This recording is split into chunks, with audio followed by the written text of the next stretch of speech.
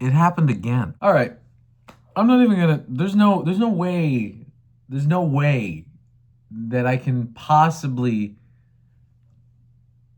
introduce this video. So I'm just gonna start the story. I'm just gonna start yesterday. We were in that house, the one right over there. There's these three houses. These three houses are the quiet houses, so they're kind of separated from the rest of campus. We were in that one, and we were cooking food. We were making a giant meal, and all of our friends were there. It was great. Everything was going great. The food's good. The food's going really good. I don't cook, but I'm watching people cook, and it looks good, okay? Someone comes into the room that we are in and says, "Can you guys hear that?" And we're like, what? Like, hear what? What are we hearing? And she's like, there's screaming outside. There's like people that are screaming, and we're scared. We don't know what to do. She plays a video in my ear of, it's like audio of someone screaming. It's not a happy scream. For the record, this is very important. This was not a pleasant scream. This person was not having fun. At least I didn't think they were. This person was in pain. It sounded like they needed help, and they needed help now. Like somebody better help them because they're in physical pain. It's weird. They're like, don't worry, we already called the campus police, and they said they'd be there in like 2 minutes. And I was like, okay. So I step out onto the balcony, and I'm listening to see if I can hear any of these sounds. And it's very loud. They are the yelling is very apparent, very in your face. There's nothing you could do to not hear. It was loud. And it sounded like my first thought was they were getting mauled by bears. There was a bear down there, right? Because we live in the mountains. So I figured there was a bear, right? And they must be having a poor encounter with a bear. Maybe a pack of wolves that sounded oddly like humans screaming. I know foxes mating calls sound like humans in distress. I know that. Perhaps it was just a really human-like fox. But I get out on the balcony and I can hear this screaming, and I'm like, okay, we can't wait. We gotta help these people. We gotta help these people now. So I grab my phone, I turn my flashlight on, I tell everybody, like, I'm going down there, somebody needs help. It's very obvious that somebody needs help. And as I walk, I'm running down, right? I'm running down.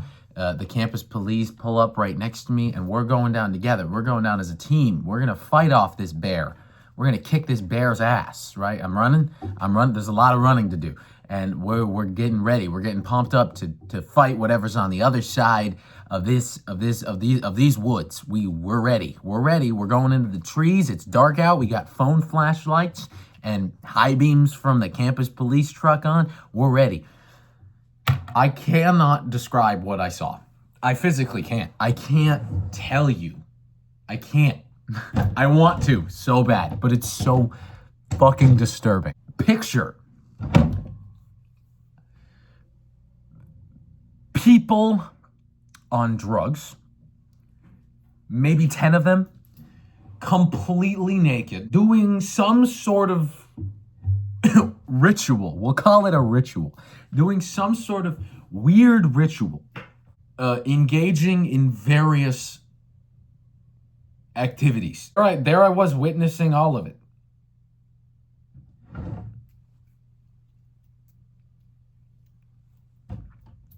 Just as quickly turned around and left. Because campus police are there. It's obvious these people are just doing this. They don't need my help. At least they don't need any help I want to give them. So I left and I ran away. And I let the campus police deal with whatever that. I don't really know what happened. I'm walking up the hill. I'm running back up the hill just as fast as I ran down the hill. And everyone's like, what's going on? What's going on? Is everyone okay? What's going on? They're like, what happened? What happened? And I said, a giant fucking orgy.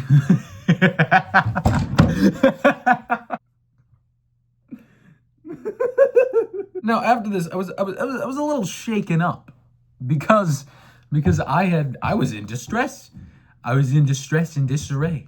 And I was like, hey, I gotta help. I was genuinely wanted to help. I was like, I need help. We need help now.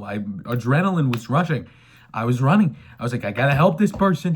I don't know how to give CPR, but if I get there and they need CPR, I'm going to figure out how to do CPR and give them CPR. I don't know how to treat stab wounds or bear attacks, but if they need help treating stab wounds or bear attacks, I got to figure out how to do that. There was no bear, just bare asses. There was only bare asses. This is the thanks I get for being a good person. I try so hard to be a good person. I did this is a college campus. These are college kids. I study with these people. I recognized like maybe two of them. I wasn't really looking, but I noticeably I know some of these people, and I had to go to class with these. I don't want to think of them like that. They were very obviously on something, because no one screams in physical pain when they're aroused. At least no one normal does that. If you were in my shoes, what would you do? I mean, come on. What else could you do? I feel the need to justify myself, even though I know I probably did the right thing, but I fucked myself over from doing the right thing.